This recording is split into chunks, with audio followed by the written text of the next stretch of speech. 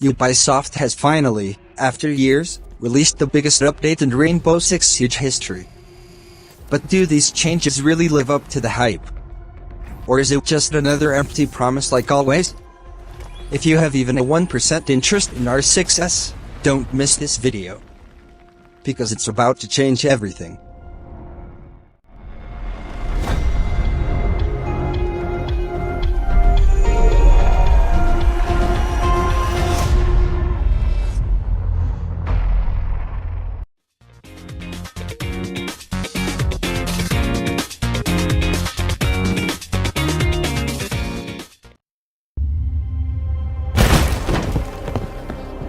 Clear!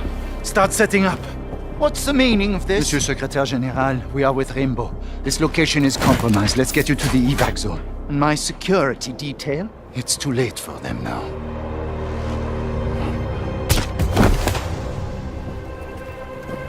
Look sharp. Deimos is here. Mira, finish up and fall back.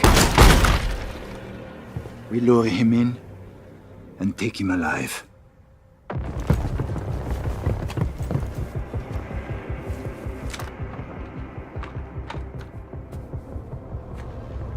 Hold. Now. 3 still standing. Light out, cabrones! Mira.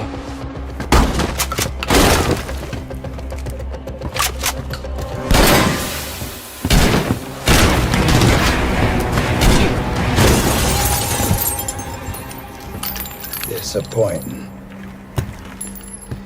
Rainbow operators were harder to kill in my day.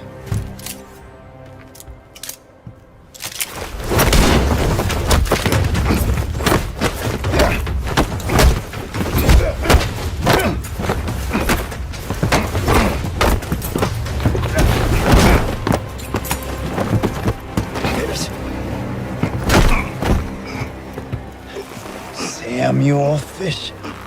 Say hi to Hereford.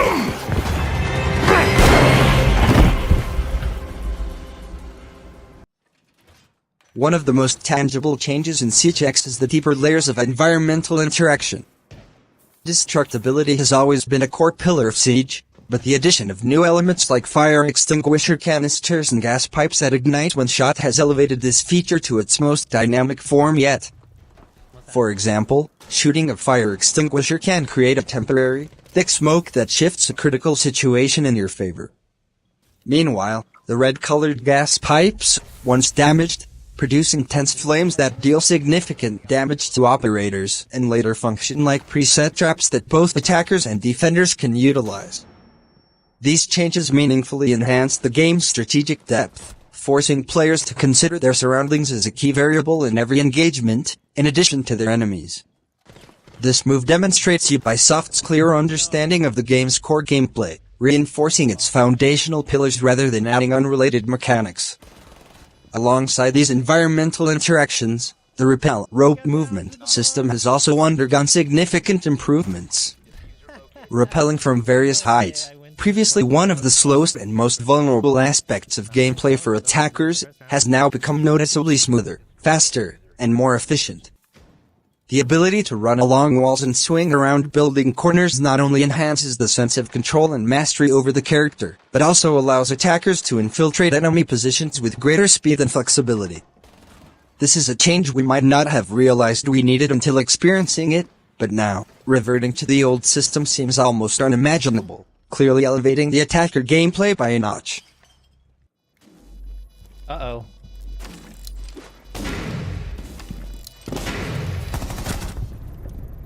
Hey, let's go. Friendly mission successful. It was just to mask the sound.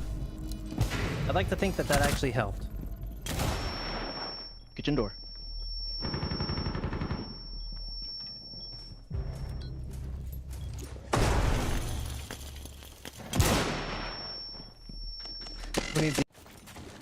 Perhaps the most intelligent change in the game's competitive structure is the complete overhaul of the pick and ban system.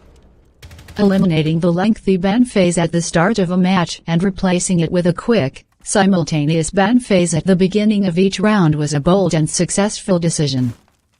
This approach essentially forces teams to dynamically adjust their strategies in response to their opponents. This system, which continues for up to 3 rounds before resetting the banned operators, liberates players from over-reliance on 1 or 2 operators and brings real skill, adaptability and mastery of multiple operators to the forefront.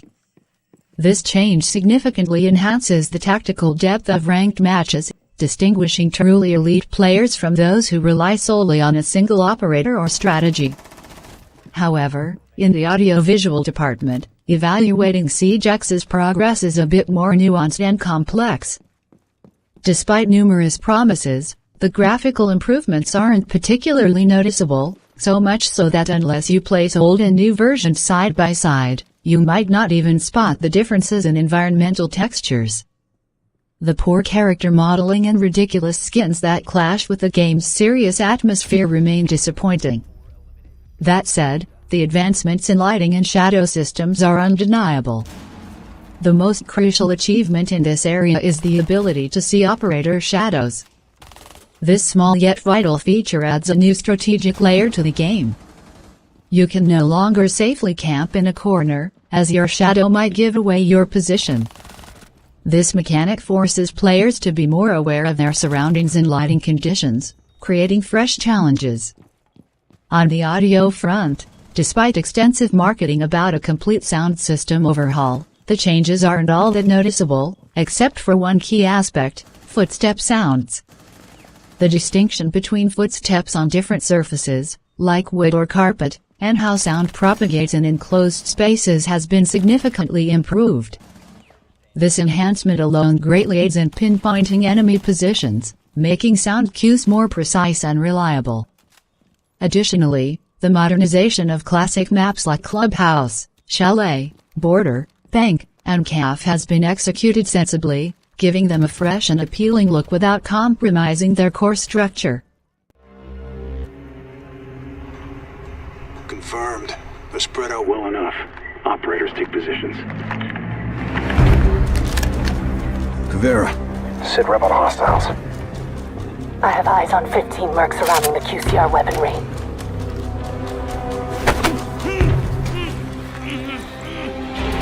Make that 14. Neutralize the opposition and extract the ordnance. Red Hammer. Take point. Ghost Eyes. Support. On my mark. Watch out!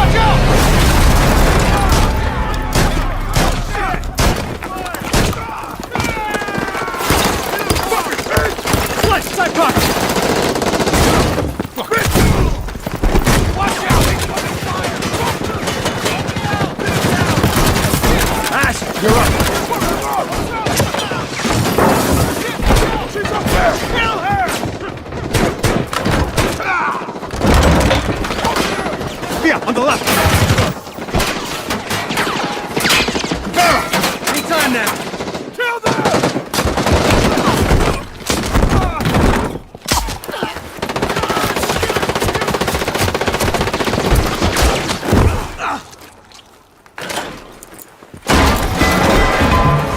Nighthaven really fucked up letting their gear fall into the wrong hands. That's why we have to extract it. Let's finish this. Ash. Run!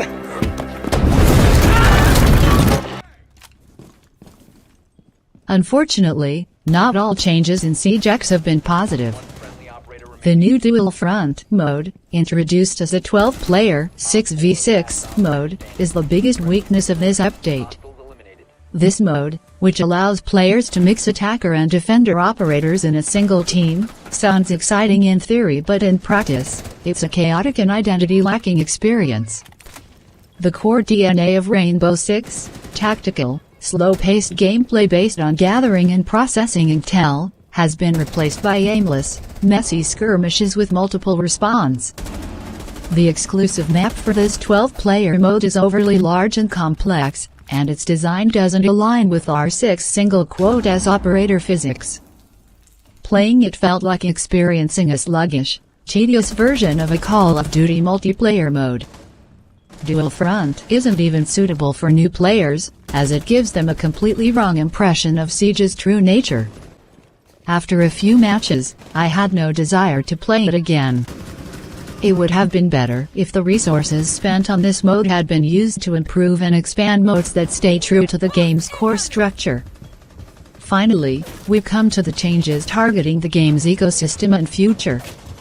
The free-to-play transition, implemented in a tiered manner like CS2, was the best decision Ubisoft could have made to ensure Siege's longevity.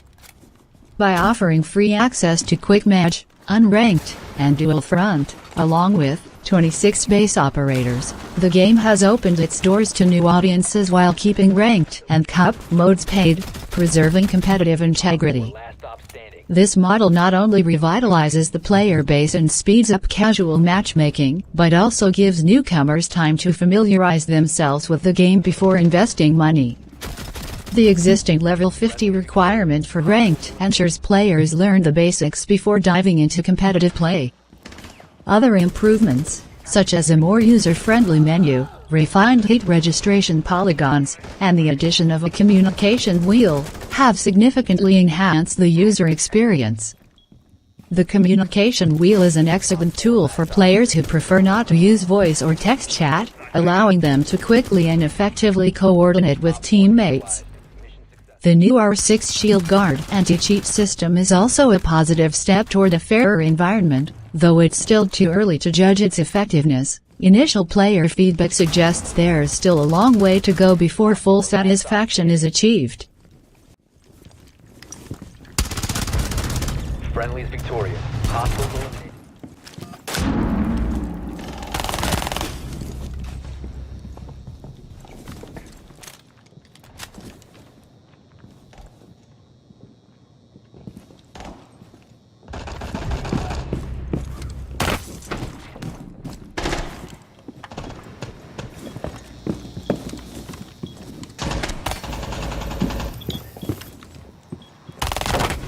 One Op 4 remaining. Op 4 eliminated.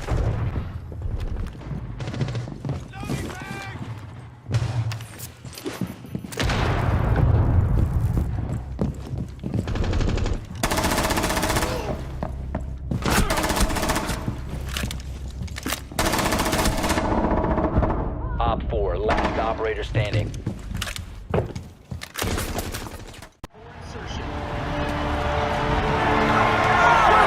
Team mirror to the map.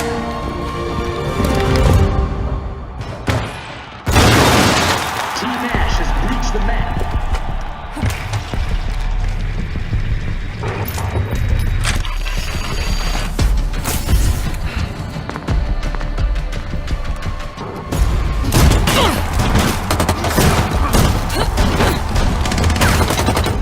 Joker, now. Roger. Let's go fishing.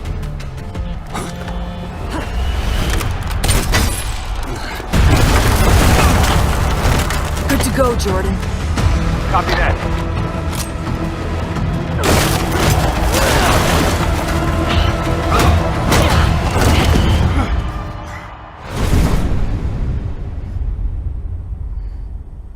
Three attackers remaining.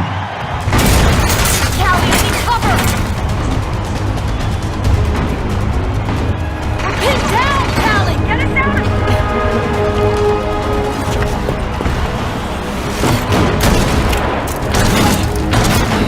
Callie! What the heck is this going? Giving them a clear target. Come out and play.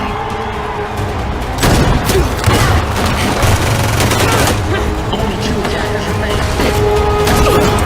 Two defenders remain on the map.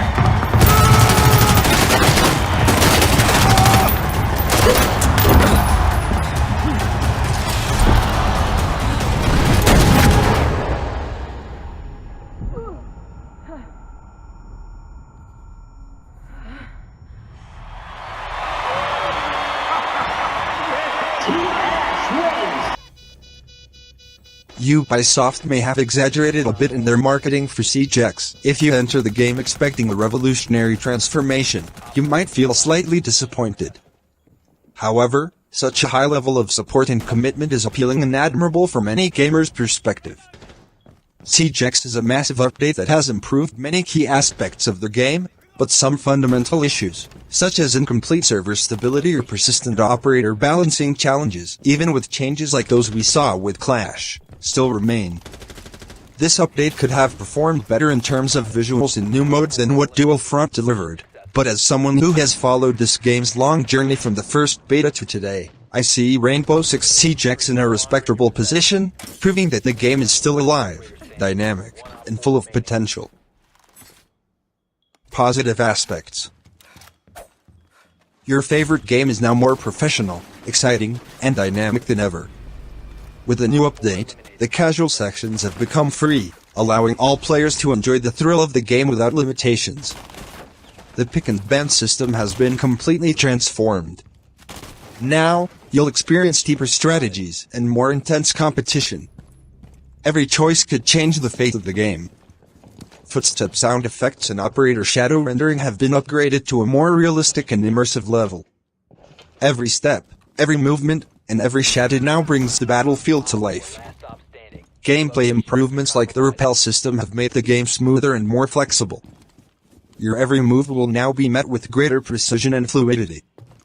And finally, the modernization of classic maps. These maps now feature updated graphics and design, delivering a fresh yet nostalgic experience. Negative points. The operator's graphics aren't as eye-catching as they should be, details seem lost in the haze of blurriness. A new game mode? We searched but found no real excitement. It feels like the same repetitive experience. Some operator changes feel less like improvements and more like unnecessary tampering with their identity. And the anti-cheat system remains a mystery. Does it actually work, or is it just a claim? These are small wounds that, if left untreated, could hollow out the game from within.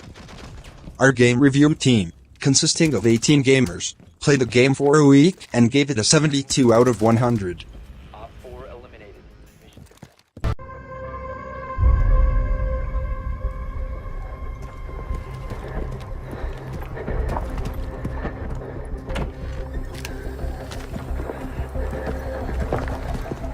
Attention all operators, 30 seconds remaining in the scenario.